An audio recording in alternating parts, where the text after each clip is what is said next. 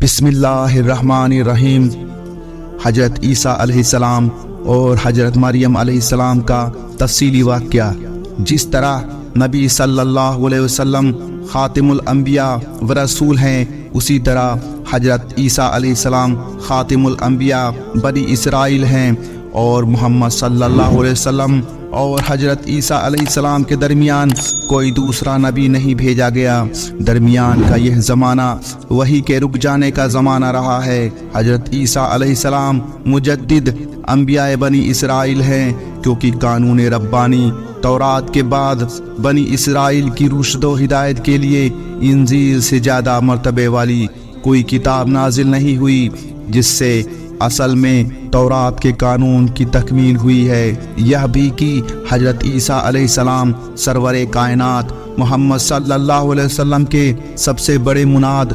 پکارنے والے اور مبشر، خوشخبری دینے والے ہیں۔ قرآن نے حضرت عیسیٰ علیہ السلام کے حالات کو بڑی تفصیل سے بیان کیا ہے، اور ان کی پاک زندگی کو تمہید کے طور پر، اور ان کی ماں حضرت مریم علیہ السلام کی زندگی کے واقعے کو روشن کیا ہے، تاکہ قرآن کی یاد دہانی کا مقصد بعلم اللہ پورا ہو۔ حضرت عیسیٰ علیہ السلام کو قرآن میں کسی جگہ مسیح اور عبداللہ کے لقب سے، اور کسی جگہ کنیت ابن مریم کے نام سے ظاہر کرتے ہوئے یاد کیا گیا ہے۔ بنی اسرائیل میں عمران ایک عبادت گزار اور دیندار شخص تھے، اور اپنی عبادت اور دینداری کی وجہ سے نماز کی امامت بھی انہی کے سپرد تھی،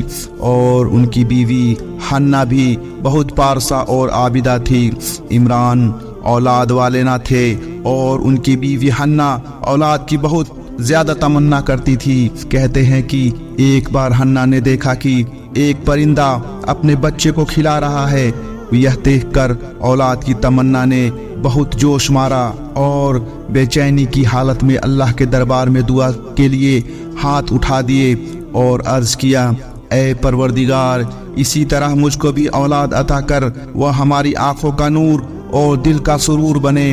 دل سے نکلی ہوئی دعا مقبول ہوئی، اور حنا نے کچھ دنوں بعد محسوس کیا کہ وہ حاملہ ہے۔ قرآن میں یہ واقعہ اس طرح بیان ہوا ہے۔ ترجمہ: جب عمران کی بیوی نے کہا، اے اللہ، میں نے نظر مان لی ہے کہ میرے پیٹ میں جو بچہ ہے وہ تیری راہ میں آزاد ہے، پس تو اس کو میری اور سے قبول فرما، بے شک تو سننے والا اور جاننے والا ہے۔ پھر جب اس نے جنا تو کہنے لگی، پروردگار، میرے لڑکی پیدا ہوئی ہے، اور اللہ خوب جانتا ہے جو اس نے جنا ہے، لڑکا اور لڑکی برابر نہیں، یعنی ہیکل کی خدمت لڑکی نہیں کر سکتی، لڑکا کر سکتا ہے، اور میں نے تو اس کا نام مریم رکھا ہے، اور میں اس کو شیطان ملعون کے فتنے سے تیری پناہ میں دیتی ہوں۔ حضرت مریم علیہ السلام جب سوجھ بوجھ والی عمر کو پہنچی تو سب کی رائوں سے یہ سعید امانت حضرت زکریا کے سپرد کر دی گئی، تو حضرت زکریا نے حضرت مریم علیہ السلام کے عورت ہونے کے احتراموں کا لحاظ کرتے ہوئے ہیکل کے قریب ایک حجرے کو ان کے لیے خاص کر دیا، تاکہ وہ دن بھر وہاں رہ کر اللہ کی عبادت کرتی رہیں، اور جب رات آتی تو ان کو اپنے مکان پر ان کی خالہ الیشا کے پاس لے جاتے، اور وہ وہیں رات گزارتی۔ حضرت مریم علیہ السلام دن و رات اللہ کی عبادت میں لگی رہیں، اور جب ہیکل کی خدمت کے لیے ان کی باری آتی تو اس کو بھی اچھی طرح انجام دیتی تھی، یہاں تک ان کا زہد و تقوی بنی اسرائیل میں ایک کہاوت بن گیا۔ اللہ تعالیٰ نے فرشتوں کے ذریعے ان کو یہ خوشخبری سنائی، اے پیغمبر، وہ وقت یاد کیجئے جب فرشتوں نے کہا، اے مریم، بے شک اللہ تعالیٰ نے تجھ کو بزرگی دی اور پاک کیا، اور دنیا کی عورتوں پر تجھ کو برگزیدہ کیا۔ اے مریم، اپنے پالنہار کے سامنے جھک جا اور سجدہ کر، اور نماز پڑھنے والوں کے ساتھ نماز ادا کر۔ اوپر کی آیت میں حضرت مریم کی فضیلت نے ان کی ذات سے متعلق کئی مسئلے بحث میں پیدا کر دیے ہیں، جیسے نمبر 1، کیا عورت نبی ہو سکتی ہے؟ نمبر 2، کیا حضرت مریم نبی تھی؟ نمبر 3، اگر نبی نہیں تھی تو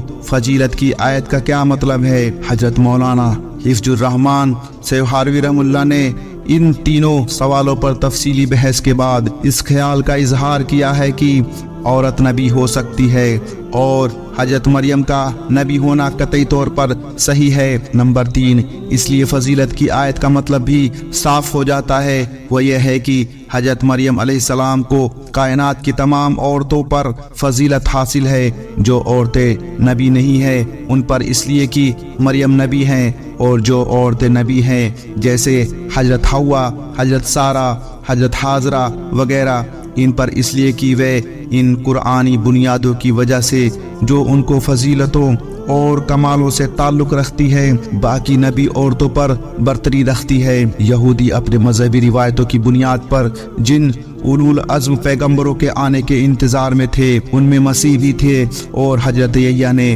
ان کو بتایا تھا کہ وہ نہ ایلیاہ ہیں، نہ وہ نبی اور نہ مسیح، بلکہ مسیح کو بھیجے جانے کو بتانے والے اور مبشر ہیں۔ قرآن نے بھی حضرت زکریا اور حضرت یحییٰ کے واقعے کو حضرت عیسیٰ علیہ السلام کی بشارت دینے والا اور پتہ دینے والا بتایا ہے، جیسا کہ سورہ بقرہ 237 سے واضح ہے۔ قرآن نے حضرت عیسیٰ کی پیدائش کے واقعے کو اس طرح بیان کیا ہے، ترجمہ: وہ وقت ذکر کے قابل ہے جب فرشتے نے مریم سے کہا، اے مریم، اللہ تجھ کو اپنے کلمے کی بشارت دیتا ہے، اس کا نام مسیح عیسیٰ بن مریم ہوگا، وہ دنیا و آخرت میں وجاہت، رعب و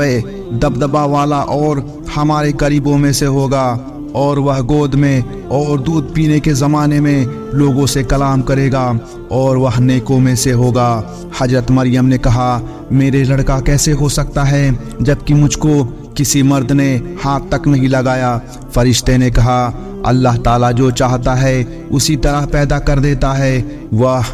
جب کسی چیز کے لیے حکم کرتا ہے تو کہہ دیتا ہے ہو جا، اور وہ ہو جاتی ہے، اور اللہ اس کو کتاب و حکمت اور تورات انجیل کا علم عطا کرے گا، اور وہ بنی اسرائیل کی طرف اللہ کا رسول ہوگا۔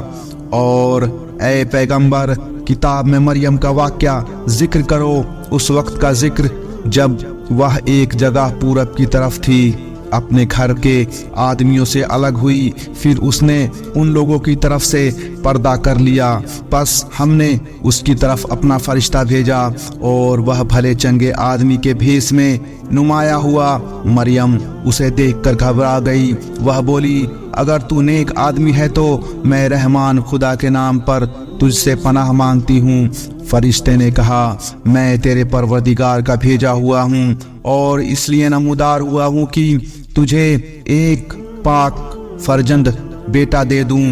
مریم بولی، یہ کیسے ہو سکتا ہے کہ میرے لڑکا ہو، حالانکہ کسی مرد نے مجھے چھوا نہیں اور نہ میں بد چلن ہوں۔ فرشتے نے کہا، ہوگا ایسا ہی، تیرے پروردگار نے فرمایا، یہ میرے لیے کچھ مشکل نہیں۔ وہ کہتا ہے، یہ اس لیے ہوگا کہ اس مسیح کو لوگوں کے لیے نشان بنا دوں اور میری رحمت اس میں ظاہر ہو، اور یہ ایسی ہی بات ہے جس کا ہونا طے ہو چکا ہے۔ جبریل امین نے مریم کو یہ خوشخبری سنا کر ان کے گریبان میں پھونک دیا، اور اس طرح اللہ تعالیٰ کا کلمہ ان تک پہنچ گیا۔ اللہ تعالیٰ نے اس کی تفصیل کو سورہ انبیاء، سورہ تحریم اور سورہ مریم میں ذکر فرمایا ہے۔ ترجمہ: اور اس عورت مریم کا معاملہ جس نے اپنی پاک دامنی کو قائم رکھا، پھر ہم نے اس میں اپنی روح کو پھونک دیا، اور اس کو اور اس لڑکے کو جہان والوں کے لیے نشان ٹھہرایا ہے۔ ترجمہ: اور عمران کی بیٹی مریم کی جس نے اپنی عصمت کو برقرار رکھا، پر ہم نے اس میں اپنی روح کو پھونک دیا۔ ترجمہ: پھر اس ہونے والے فرزند کا حمل ٹھہر گیا، اپنی حالت چھپانے کے لیے لوگوں سے الگ ہو کر دور چلی گئی، پھر اسے درد دہ بچہ جننے کے وقت کا درد، اضطراب کھجور کے ایک پیڑ کے نیچے لے گیا، وہ اس کے تنے کے سہارے بیٹھ گئی۔ اس نے کہا، کاش میں اس سے پہلے مر چکی ہوتی، میری ہستی کو لوگ بھول گئے ہوتے۔ اس وقت ایک پکارنے والے فرشتے نے اس سے نیچے سے پکارا، غمگین نہ ہو، تیرے پروردگار نے تیرے تلے نہر جاری کر دی ہے، اور کھجور کے پیڑ کا تنا پکڑ کر اپنی طرف ہلا، تازہ اور پکے ہوئے پھلوں کے خوشے تجھ پر گرنے لگیں گے، اس کو کھا پی اور اپنے بچے کے نظارے سے اپنی آنکھیں ٹھنڈی کر۔ پھر اگر کوئی آدمی نظر آئے پوچھ گچھ کرنے لگے تو اشارے سے کہہ دینا میں نے خدائے رحمان کے حضور روزے کی منت مان رکھی ہے، میں آج کسی آدمی سے بات چیت نہیں کر سکتی۔ پھر ایسا ہوا کہ وہ لڑکے کو ساتھ لے کر اپنی قوم کے پاس آئی، لڑکا اس کی گود میں تھا۔ لوگ دیکھتے ہی بول اٹھے مریم تو نے عجیب ہی بات کر دکھائی اور اتنی بڑی تہمت کا کام کر گزری۔ اے ہارون کی بہن، نہ تو تیرا باپ برا آدمی تھا نہ تیری ماں بد چلن تھی، تو یہ کیا کر بیٹھی؟ اس پر مریم نے لڑکے کی طرف اشارہ کیا کہ یہ تجھے بتلا دے گا کہ حقیقت کیا ہے۔ لوگوں نے کہا بھلا ہم اس سے کیا بات کریں جو ابھی گود میں بیٹھنے والا دودھ پیتا بچہ ہے؟ مگر لڑکا بول اٹھا میں اللہ کا بندہ ہوں، اس نے مجھے کتاب دی اور نبی بنایا، اس نے مجھے بابرکت کیا، بھلے ہی میں کسی جگہ ہوں اس نے مجھے نماز اور زکوٰۃ کا حکم دیا، جب تک زندہ رہوں یہ میری شعار ہو، اس نے مجھے اپنی ماں کا خدمت گزار بنایا، ایسا نہیں کہ خود سر اور نافرمان ہوتا، مجھ پر اس کی طرف سے سلامتی کا پیغام ہے، جس دن پیدا ہوا، جس دن مروں گا اور جس دن پھر زندہ اٹھایا جاؤں گا۔ قوم نے جب ایک دودھ پیتے بچے کی زبان سے حکمت بھری باتیں سنی تو حیرت میں پڑ گئے اور ان کو یقین ہو گیا کہ مریم کا دامن بلا شبہ ہر قسم کی برائی اور کھوٹ سے پاک ہے، اور اس بچے کی پیدائش کا معاملہ یقیناً اللہ کی طرف سے ایک نشان ہے۔ یہ خبر ایسی نہیں تھی کہ چھپی رہ جاتی، قریب اور دور سب